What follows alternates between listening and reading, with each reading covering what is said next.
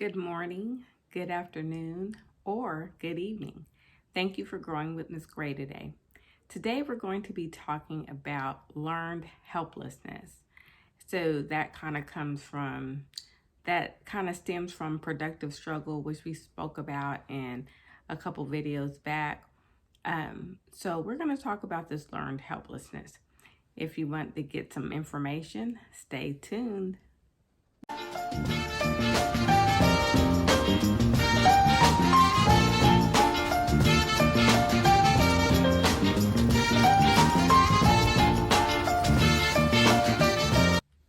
Okay, how do we manage learned helplessness in the classroom? There are going to be 5 things that we will discuss. Thing number 1 is we have to examine our grading practices. We need to examine our grading practices.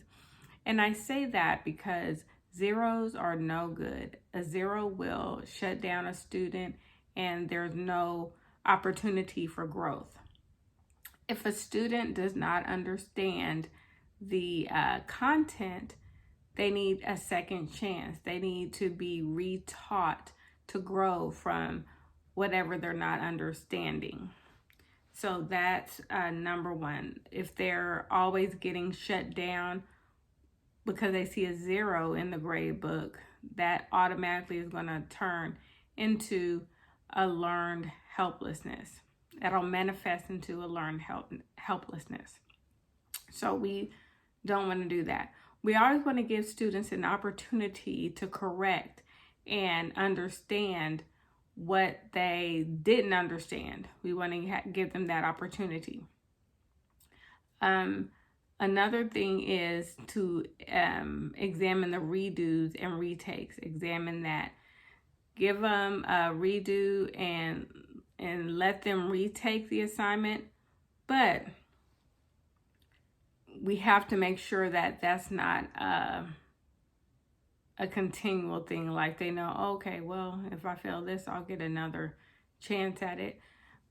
Well, maybe so, but we need to make sure they understand that they need to learn and they need to understand what they missed so that in the future they won't miss out on that. So that's something there. The second thing is to normalize failure. Celebrate it, because when you fail at something, you grow because you learn from it. To learn from something is key. So that is something that we have to do. There are some different strategies that we can use for this. This approach to normalizing and celebrating failure is going to be located in the article in the description. In the description section, there's an article there. There's a link to an article. I would highly recommend going to check on that link to go to the article that talks about this.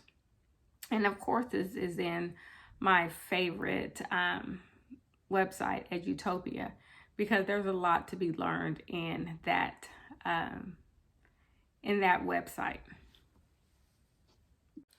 The next thing we're going to do is we're going to praise and encourage the effort.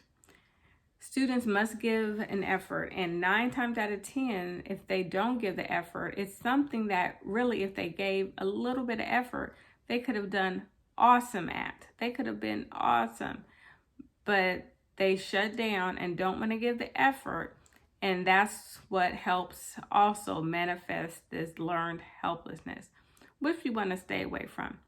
Now, this learned helplessness kind of unfolds in elementary. However, we see it through middle school. We see it in high school. So one thing that I want to make sure we don't do is when we notice that a student is not understanding it and they give up, don't let them give up. Reteach, reteach, reteach.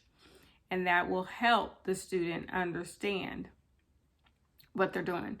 Just like if they don't understand something they're reading, they need to reread, reread, reread. And I know a lot of children don't like to do that. A lot of students don't like to reread. They just want to give up. And they read it once, they didn't understand it, so they just want to give up. But no, that's not okay. This idea and this phenomenon of learned helplessness can be countered. It can be fixed. So we're going to work on that. Next is something big. So as an educator, we need to model an optimistic mindset.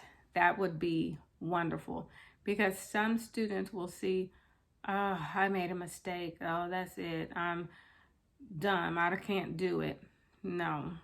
We need to model that optimistic mindset that they can be awesome and they can learn from their mistakes or their failures. And that's what's going to help them grow. So we need to model that.